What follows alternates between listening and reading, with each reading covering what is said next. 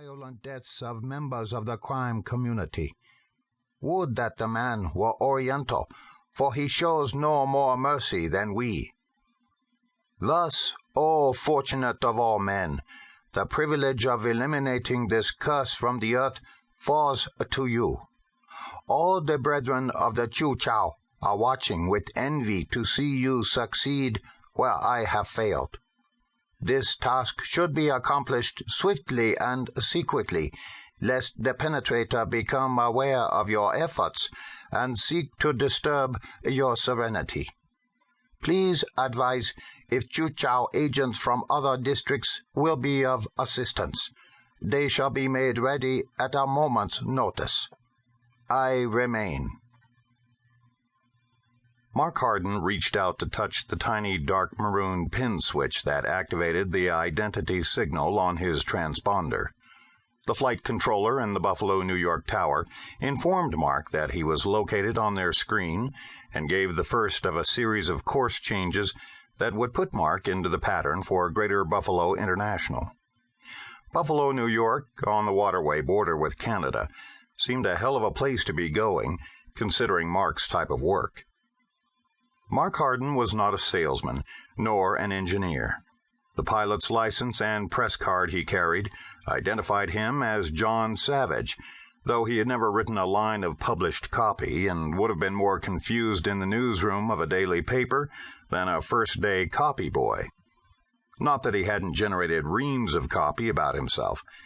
To the contrary, his career had spawned hundreds of thousands of words, as wire service men and local reporters avidly kept abreast of each new development in the exciting saga of the Penetrator.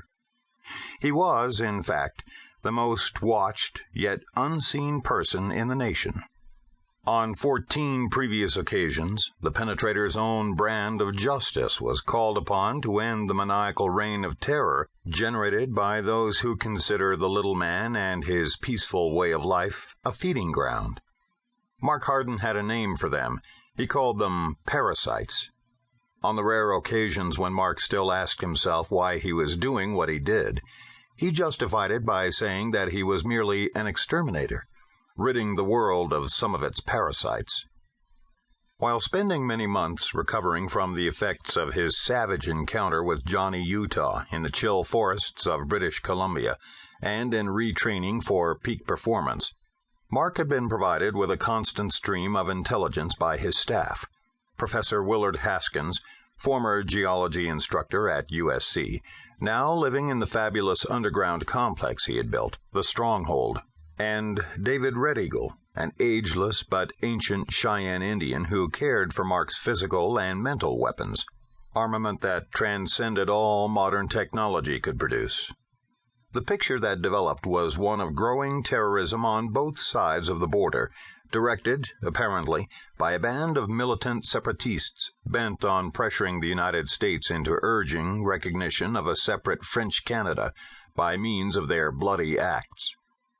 Mark had ordered all other projects put on standby and concentrated his staff on developing everything available on the bombings that had been reported so far. Willard Haskins had protested that Mark's condition and the increasing seriousness of a situation in Florida dictated that the Penetrator take an easier mission. He should, the professor urged, look into that land swindle down south. A lot of elderly people were being robbed of their life savings, and several who had objected were missing, suspected of being murdered. Their discussion was spirited, yet not exactly what could be called an argument.